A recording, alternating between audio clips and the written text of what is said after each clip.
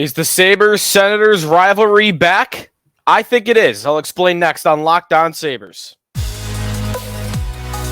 You're Locked On Sabres, your daily podcast on the Buffalo Sabres.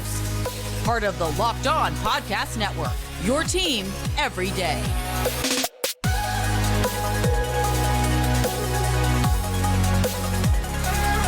And welcome in. It is the Locked On Sabres podcast, and thanks everybody for making us your first listen every day. We are free and available wherever you get your podcasts, as well as on YouTube, part of the Locked On Podcast Network, your team every day. July 31st, we are about the midway point of the Sabres offseason. Couple of months away from training camp and preseason and all that good stuff, and we are right in the thick of it when it comes to our Atlantic Division breakdowns. We've gone through all the teams that were finished above the Sabres in the 2022-23 season. If you missed those episodes, Boston, Toronto, Tampa Bay, and Florida. Those are all available wherever you're finding this show, whether that be Spotify, Apple Podcasts, the Odyssey app, or as well on our video channel on YouTube. Now, we started to get into the teams below the Sabres, the teams that finished behind them in the standings. Three teams that actually back-to-back seasons have finished below the Sabres in the standings. Actually, before I say that, I just spit that off the top of my head. I know that's true about Detroit and that was true about Ottawa, and indeed that is true about Montreal. So yes, three teams that back-to-back seasons have finished below the Sabres. Starting with the Ottawa Senators on today's show, probably of these three, the most interesting, most compelling opponent and potential division rival of the Buffalo Sabres going forward. We'll break down what they did this offseason, who they lost this offseason, and they actually gained someone very recently, which would be a part of a little bit of a news and notes update here, but we'll save that for our Senators breakdown in just a little bit. Vladamir Tarasenko to the Sens, just a spoiler alert for those that don't know the move that I'm talking about, but we'll get to the Senators in a little bit. We did have a little bit of news on the Sabres front over the last couple of days. They've signed Zach Benson to his entry-level contract, and this is not all that surprising. The Sabres have made a couple of different moves over the last few weeks and days, signing different players to their entry-level deals. Well, the latest of that group was Zach Benson. They still have all options on the table. They can send him back to juniors if they would, if they so please. They can do the Shane Wright strategy, where they keep him in Buffalo, send him down to Rochester for a conditioning stint, send him to World Juniors, send him to Rochester again, and then go to juniors. They still have all the options that they originally had on the table for Zach Benson, their 13th overall pick in the 2023 NHL draft. I do not believe that he has a great chance of making the team, although we did talk about Patrice Bergeron in our last show. Stranger things have happened. Bergeron, once upon a time, a second-round pick that came into the league at 18, made his team outright and produced right away. Not predicting that's going to happen with Benson, but if ever there was going to be a mid-first-round pick that made his team right out of camp, this is probably the kid, because we've heard a lot about how talented he is and how he should have gone higher than he did. So Benson to his entry-level contract, he'll at least fight. They're giving him a chance. They'll have him at training camp. They probably will play him in preseason action, and he'll have a chance. If he is awesome in the preseason, well, he'll make a decision very tough on the Buffalo Sabres. And again, I kind of want to think he is capable of making the decision tough and maybe even getting himself to give the Sabres, to give him the 9-game look at the beginning of the year. So Benson signs his entry-level contract. The next time we see him will be the Sabres Prospects Challenge, which is still a couple of months away. I believe end of September, if I'm remembering right up the top of my head. Yeah, September 15th through 18th. So we'll see Benson again at the end of September, the middle of September, I should say. But we're here to talk about the Ottawa Senators on today's show. At Sneaky Joe Sports, by the way, if you want to hit me up on Twitter. Yes, it is still Twitter, and I'm still going to call it Twitter. YouTube channel, if you want to get involved with the show that way. There's a bunch of different ways to do it. And our Sabres Super Draft, again, we'll be releasing that after we're done with these Atlantic Division breakdowns. So that's coming your way in a little bit as well. I'm very excited about that. Might even do a preview show before it. It's got to break down, thought process and draft strategy, but I haven't decided on that front yet. But next up on our sail across the Atlantic, breaking down last season, looking ahead to the coming years, Ottawa. All right, they're next up, the Ottawa Senators, a team that, I kind of went after a little bit this year. I grew up hating the Ottawa Senators. I'm not afraid to do that. It was, to me, the most embarrassing moment in the NHL of any team all year long was that team retiring the number of Chris Neil. I still cannot believe that they did it. I know what the sales pitch is. Every team has a guy like that. I still cannot fathom how that happened. I can. It's the Senators. But not a team that I like at all, but a team that is on the rise that I absolutely respect as a challenge to the Sabres going forward and potentially for a very long time, despite the fact they're going about things in a little bit of a different way than Kevyn Adams and the Sabres are. They're trying to hit the fast forward button, and that went back to before last season, trading for Alex DeBrincat, traded the 7th overall pick in the 2022 NHL draft to get DeBrincat, who had 1 year left on his contract, and then would become a restricted free agent, which did happen. They took the risk of, hey, this guy might not sign with us long term, but we want to get good, and we want to get good right now. Let's do it. So they did it, and they spent a pretty penny to do it, and paired that with a Claude Giroux signing, and thought, okay, let's be good right now. And midway through the year, they were the team that pulled off the Jacob Chychrun trade. So 3 big moves to get good right away, to surround a great young core that includes Tim Stützle, Brady Tkachuk, Drake Batherson, Shane Pinto, Jake Sanderson. These are great, talented young players that I think rival the young talent that the Sabres have. They paired it with veteran guys that are in their primes, or in Giroux's case, someone that's out of his prime but is still very productive.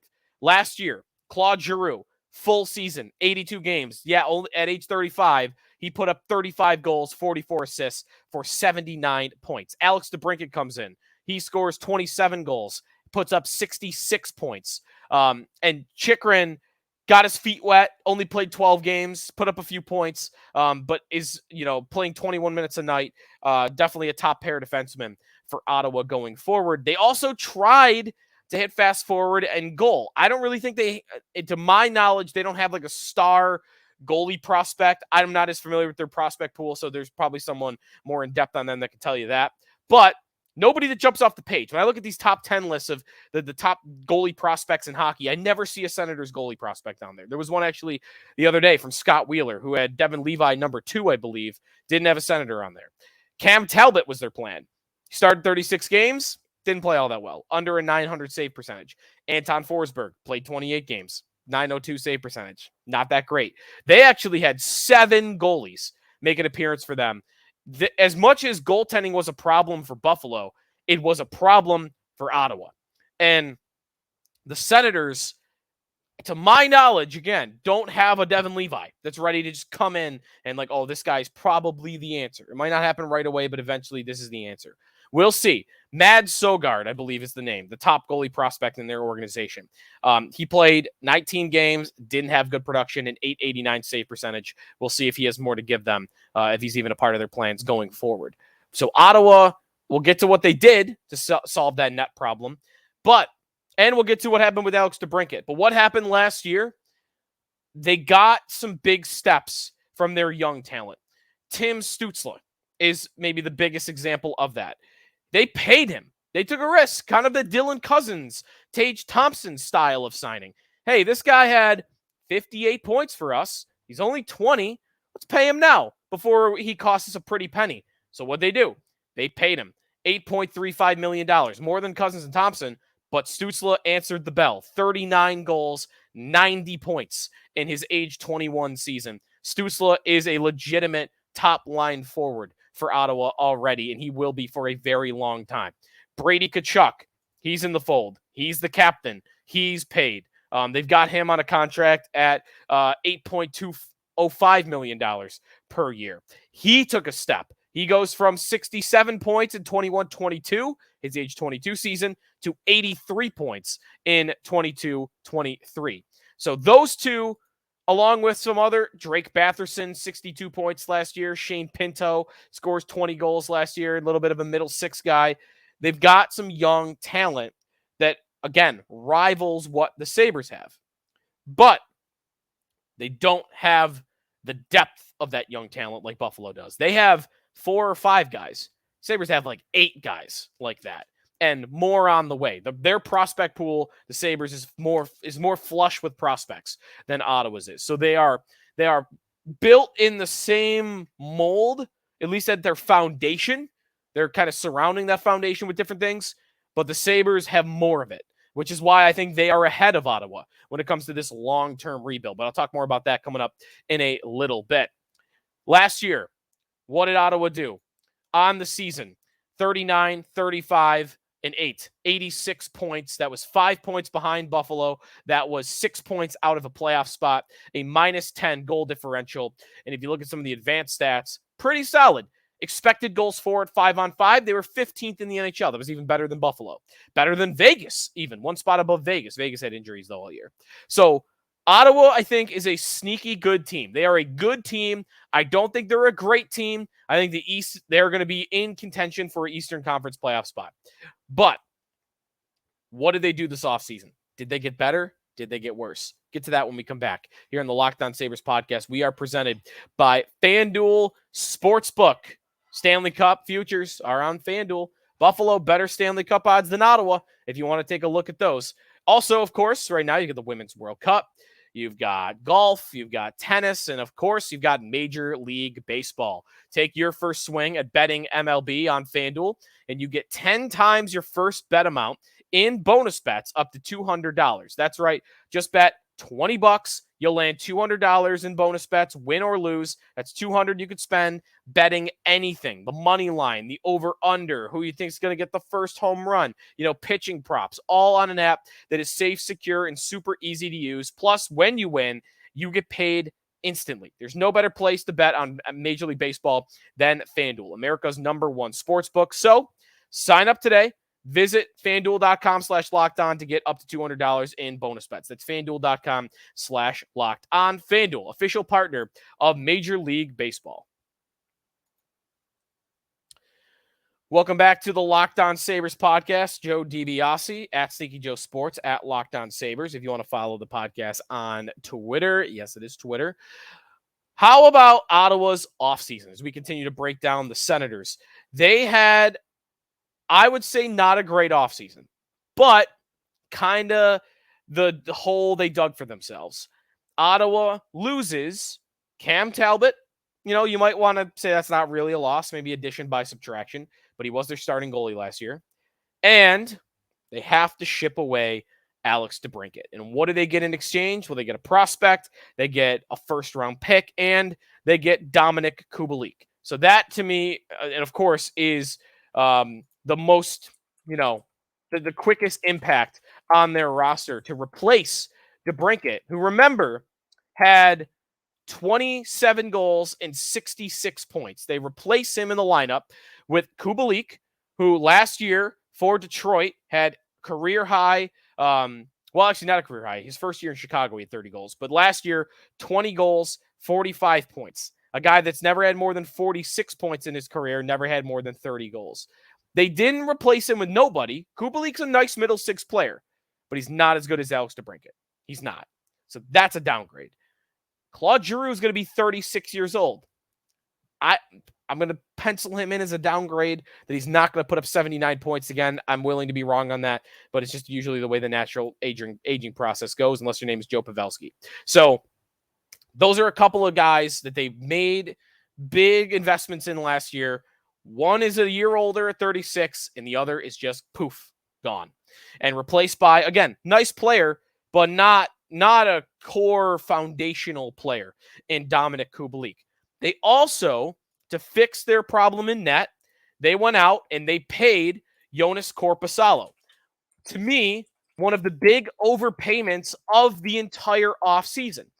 But what I will say is, while they no doubt overpaid for Joonas Korpisalo, a player that in the past I've even argued as a rental trade idea for the Sabres.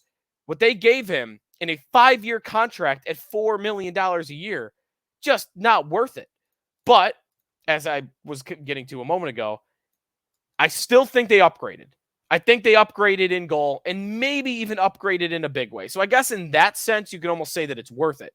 But the player is just not worth that contract.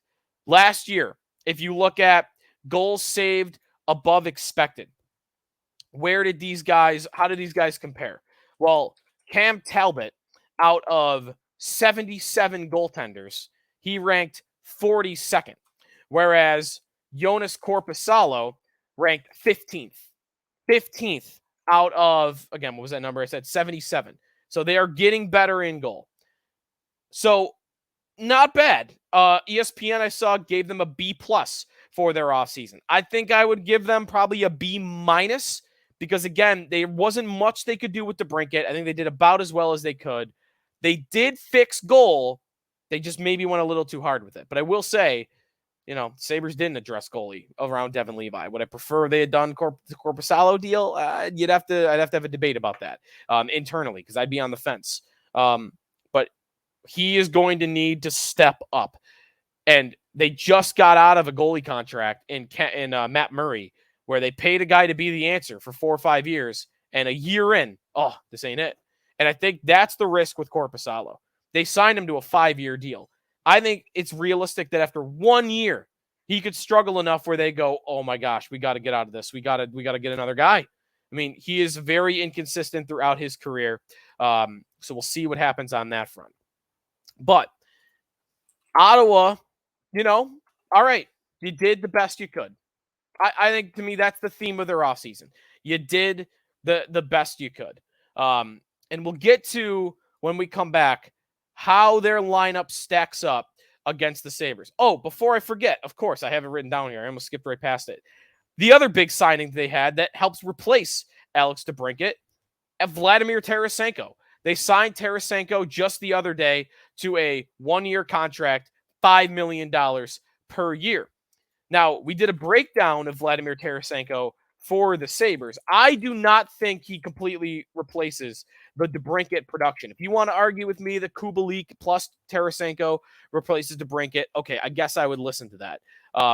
But what I will say about Tarasenko is that he's not the same player that he once was. And I don't know that even Ottawa was expecting him to be. He is just so painfully one-dimensional at this point. And DeBrincat is not a defensive, sulky guy either, but he's at least, he's capable. Tarasenko, man, one of the worst defensive forwards in the sport. I mean, Patrick Kane's worse. I don't know how many more other guys I could name that are worse defensively. Last year, Andy and Rono's stats that I like to reference once in a while, they grade in percentile, how a player is offensively through a bunch of different metrics, transition game, and defense. What they gave Tarasenko was an 81 on offense, a 79 on transition, and a 3 on defense. I almost think, and this is maybe why he was still available, Tarasenko, as good as he still can be offensively, he's too much of a liability defensively to make it worth it.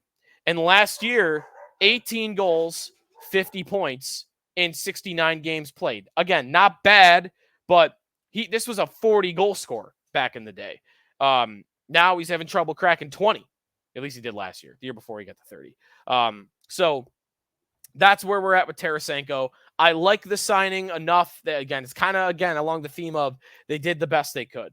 We'll get to what that means to their lineup and how they compare with the Sabres. Are they above the Sabres? Should we consider the possibility that they will be? We'll get to that when we come back here on the Locked On Sabres podcast. Last call on the Locked On Sabres podcast. Thanks, everybody, for tuning in to today's show. Last segment here on Ottawa. Sabres or Sens in 23-24? I think it's a reasonable question. I'd answer Sabres, but I think it's a reasonable question. I think they're pretty comparable teams. I think What Ottawa's question marks are, kind of what the Sabres question marks are. Can the young talent be the core foundation of a great hockey team? Can your best players be Tim Stützle, Brady Tkachuk, Josh Norris, who I should have mentioned earlier in the show, Drake Batherson, and Jake Sanderson, and be a cup contending team? Can your best players be Tage Thompson and Dylan Cousins and Rasmus Dahlin and Owen Power and be a cup contending team? Honestly, I think the answer to both might be yes. And this is why I believe, and I would say I'm happy about this, because this was the team I grew up loving to hate. I loathed Ottawa back in the day when I was growing up, and the Sabres were great. No 506, no 607.